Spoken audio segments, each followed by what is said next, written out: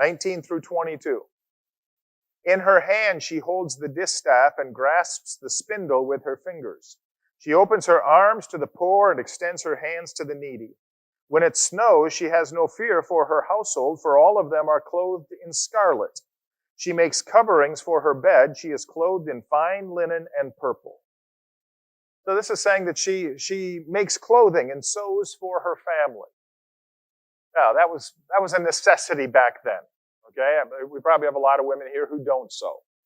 That's fine. That's not saying you have to sew. Okay? It's just saying that back then, women had to sew pretty much to be able to provide the clothing for their families. She provides for the poor and the needy. She helps people who are less fortunate. In the cold weather, she doesn't worry for her family because they are dressed in scarlet. That seems odd, doesn't it? Does the color red keep you warmer than the color blue? I don't think so either. Scarlet was a color of cloth that was made by dipping it several times in dye. So this word came to also be used to mean to repeat something. And so what this seems to be implying is that her family had layers of clothing. So that when it got cold, they could layer up. She didn't have to worry about them. It says she also makes coverings for her bed. And the idea here is that she did quilting. Some of you women, you can help us out here. What does this tell you about her diligence and virtue? A lot of work. Wants to make sure they're warm. It takes time. It's detail work. Yes. It takes forethought. Right? So she puts all of this effort in to make sure that there's warm bedding for her family. That they've got the layers of clothing. So when the snow comes, other people are fretting. Other people are shivering. Doesn't bother her at all because she knows her loved ones are provided for and taken care of. She's seen to that.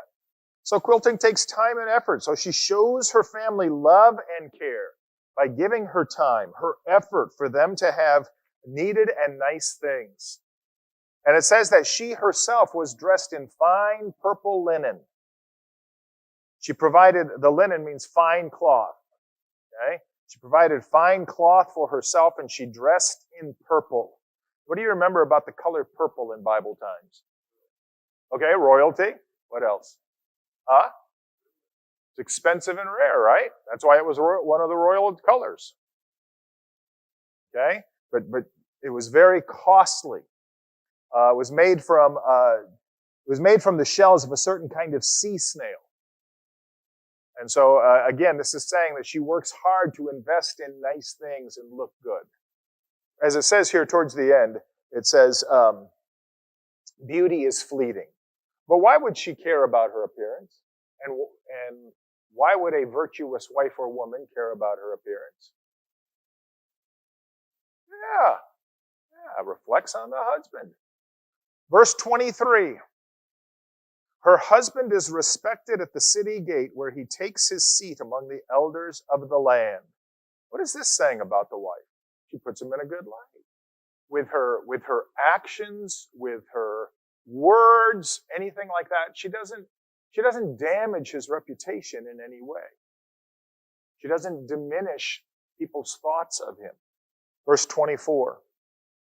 She makes linen garments and sells them and supplies the merchants with sashes.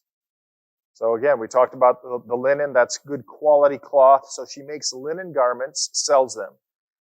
And she makes sashes or belts. Not sure if these are fabric or leather. Could be either, could be both. And sells them. So she's got this little side business going too. Okay? She's not only a wheeler-dealer when it comes to property and investing in a vineyard and so on and so forth, but she's got this little cottage industry going.